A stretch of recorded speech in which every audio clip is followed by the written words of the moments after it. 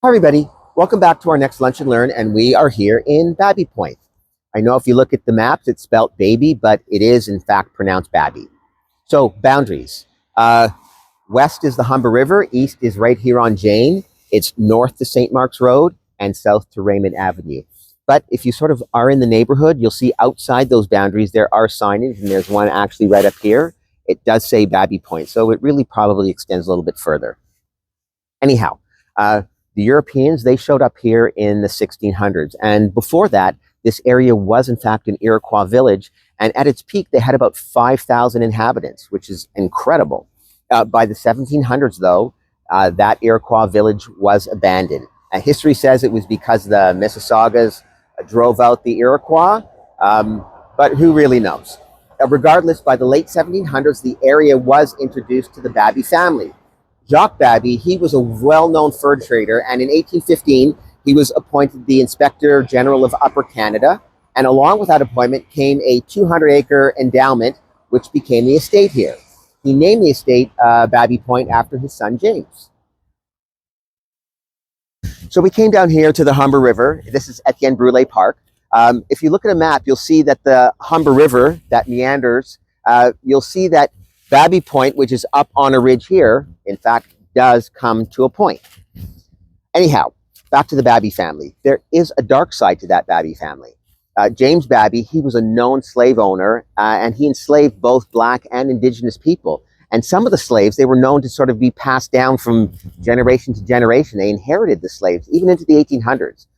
James Babby, he also opposed the Lieutenant Governor Simcoe's efforts to ban slavery. And because of this, there has been motions to rename the area, but clearly that quite hasn't happened yet. So the Babby family, they did live in the neighborhood, in the area until 1910, when the government acquired the land and they were going to convert it into a military base. But by 1912, they abandoned that, and the government sold the land to a developer. His name was Robert Holmes Smith. This Robert Holmes Smith was the same guy that developed the Kingsway, which is just over here. So we're here in front of the stone gates that mark the entrance to Babby Point. These gates were restored by the Babby Point BIA in 2011. So as I mentioned, Babby Point is in fact a peninsula, and it juts towards the Humber River. It's surrounded by ravines and parks. Most of the homes here were built in the 20s and 30s. The larger homes, they tend to back onto the Humber Valley, the ravine, all along like Babby Point Road and Babby Point Crescent. And there are smaller homes that are found at Jane Street and St. Mark's Road. There are shops and businesses here at the mouth of Babby Point at Jane and Annette, but it's also a really easy walk to Bloor West Village. So what's really cool about the area is they have this social and rec center in the neighborhood. It's called the Babby Point Club. As you can see behind me, it features a log cabin, and the cabin hosts social events. Behind here, there's lawn bowling, there's tennis courts as well. So Babby Point is a great spot if you're a walker, a jogger, a cyclist. There's easy access to the Humber River Trail and Etienne Brule Park. And if you like fishing, in the fall, the salmon, they swim upstream to spawn. Anyhow, let's go grab a bite to eat. Mary Eustace Kitchen. Let's head over there. So we're here at Mary Eustace Kitchen.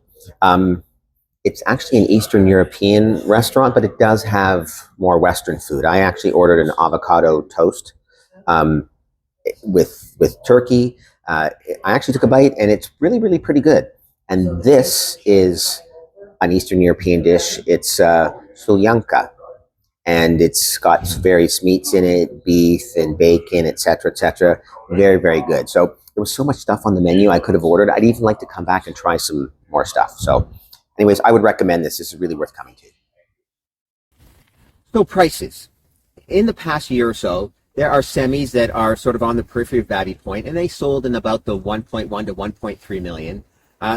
There's some also nice and smaller detached as well, and those go for about 1.8 to probably 2.5 million. And larger detached are 2 million to probably the low threes.